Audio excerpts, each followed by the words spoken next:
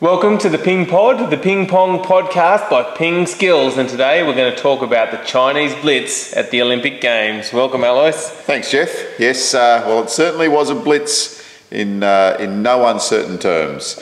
So you just run through a few of the numbers for us. Well, the Chinese were involved in 46 matches against other countries. Yep. Win 44 out of 46. Incredible. And the only two matches they lost were in teams matches. So one was in a men's doubles match. Okay, but so they didn't actually lose that teams match, did they? They just lost a match in that teams match. Yes. So they ended up winning 3-1 against Russia. And then they also lost one individual match in the teams match against Germany in the semi-final, where T-Mobile beat Zhang Jike. There you go. Well done, T-Mobile. Obviously listening to your advice. So it's quite incredible because that means that China actually did the best that they could in every event. Yep. So contested 4 events, won 4 gold medals. Okay, there you go. So in the teams event, obviously there's only one China, so they won the gold in both the men's and the women's. Yep. And in the individuals, they had 2 players in both the men's and singles, and they won gold and silver. Yep. So men's singles, gold and silver. Women's singles, gold and silver. Didn't lose a match. Okay. In the individual events. All right. So there's a lot of talk going on about this dominance, and is it good for the sport? Does it make it boring because you think China's always going to win? What do you think about that? Yeah, it's a hard one, isn't it? Because, like, you know, when it comes to the final and there are 2 Chinese players playing each other, it does lose a lot of its luster. Okay. When you see some of the other sports, the Olympics, you know, 2 different countries playing against each other for the gold medal, it's on. Okay. And you really feel into it. But having said that, I mean, what do? Do you just get rid of the Chinese? Do you just get rid of all but one Chinese player?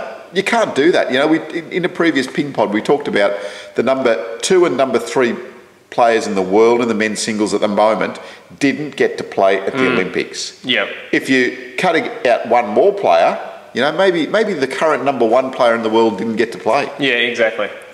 So I don't really think that's a good idea. And in the teams, though, there's only one China, so that means that another country makes the final. Yes. So, but you still think China's going to win, so is that boring again because you just know China's going to win? Well, I mean, certainly. I mean, one of the real thrills about watching sport is that you don't know the result. Yeah. I mean, where there is some doubt, I mean, there's always a doubt. You know, one of the Chinese players can lose, but overall, I mean, it's been borne out again. China win all 4 gold medals. Yep, exactly. And it does tend to dull your viewing. Yeah. So now at the Olympics, it's 24 out of 28 gold medals that China have taken away since China table tennis was first in the Olympics. Yep, in 1988. That's pretty incredible, isn't it? It is. Yep. So I think the only sport, there wouldn't be many sports where there'd be that much dominance. I think maybe the US basketball team might have a similar dominance. Yep. So the US basketball's similar. For me, basketball is not that exciting a sport to watch, and when I saw that Australia, who we were looking at, went out, it certainly lost a lot of the luster for me. Sure, it's great to see all those top NBA players playing, but the overall result is almost a foregone conclusion. And it's certainly, I mean, like, the reason we watch sport, or one of the big reasons we watch sport, is because of the uncertainty of the result. And there isn't a lot of uncertainty. Okay, so should the ITTF bring in rules and to make this more exciting? Should they start giving other countries head starts against China? What, start at 5-0 in the next match? Well, can't be done, mate. Okay. Nice idea, but can't be done. Okay, and I don't think it's good for the sport to do that either. I think that really to progress it, we need other countries to come along like Sweden did in the late 80s and 90s. Yeah, but it's just hard to see an end to it, isn't it? It is hard to see an end to it. It's been such a long dominance, but I guess in 20 years' time, maybe we're sitting here saying, gee, I wonder how we're going to stop the dominance of Germany in table tennis. Maybe. It is hard to see, though, with that long history in China and just the amount of players playing. So do you think, I mean, China has had table tennis as one of its major sports for a long, long time. Now, certainly there are more sports being opened up there, and there's more opportunities in other sports, and maybe. Well, look at how many golds China's won at the Olympics so far. Yep. So they're very good at all sports. Yep. So maybe some of those.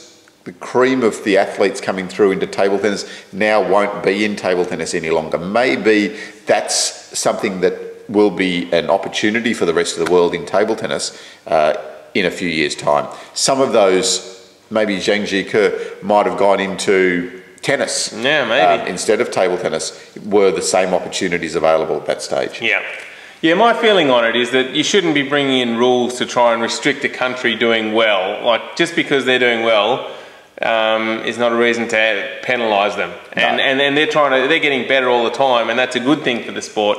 So I don't like rules where they're limiting the number of players, and I think it would be better that we just try and encourage the other countries to raise their game. Yeah, I think so. And if we look at a sport like cricket, for those of you that are into cricket, it wasn't all that long ago that Australia was dominant in cricket in all forms, and it was becoming almost boring for even the Australians watching cricket to see the dominance.